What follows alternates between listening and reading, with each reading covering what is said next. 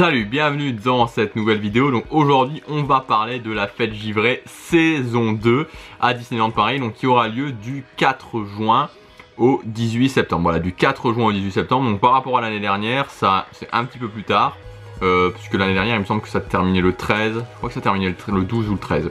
Donc cette année ça sera un petit peu plus tard.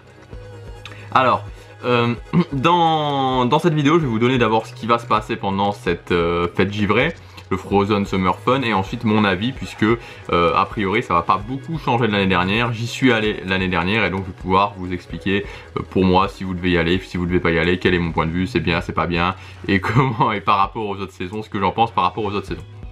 Donc alors, je vous le dis clairement, hein, comme son nom l'indique peut-être pas, puisque c'est la fête givrée, c'est une saison qui est entièrement dédiée à la Reine des Neiges. Hein, donc ça va être entièrement dédié à la Reine des Neiges. Et qu'est-ce qu'il va y avoir? Il va y avoir le spectacle Chantons la Reine des Neiges. Le spectacle Chantons la Reine des Neiges, donc je sais, parce que je reçois, enfin à chaque fois que je poste quelque chose sur Chantons la Reine des Neiges, il y a beaucoup de réactions et je sais qu'il y a beaucoup de gens qui attendent le retour. Donc il sera de retour tous les jours, en français et en anglais, du 4 juin au 18 septembre. Donc c'est au théâtre de Frontierland, donc au théâtre de Frontierland. Il y aura aussi le marché d'Arendelle qui sera remis en place, donc avec les produits dérivés de la Reine des Neiges. Donc voilà, le spectacle Chantons la Reine des Neiges qui est vraiment le grand spectacle de cette fête givrée saison 2.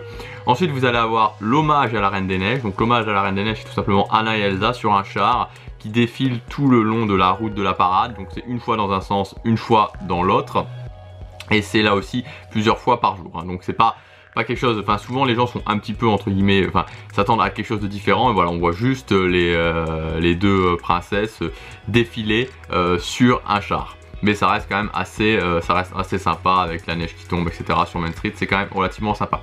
Ensuite vous allez avoir là, dans Disney Dreams, le passage avec la Reine des Neiges qui va revenir, hein, donc sur Libéré et Délivré, donc qui va remplacer de façon très probable Rebelle. Donc ça sera de nouveau le passage sur la Reine des Neiges, donc la Reine des Neiges dans Disney Dreams. Et enfin la Reine des Neiges dans la parade, donc dans la parade quotidienne qu'il y a à Disneyland Paris.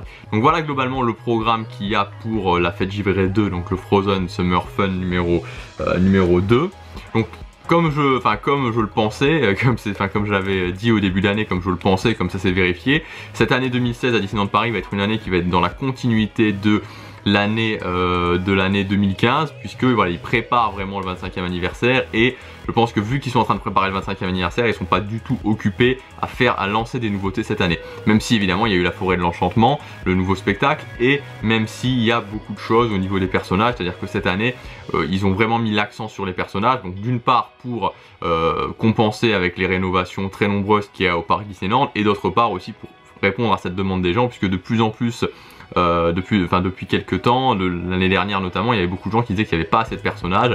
Et alors moi j'avais été très surpris à Halloween l'année dernière de voir que c'était juste incroyable le nombre de personnages qu'il y avait, et la durée aussi des personnages.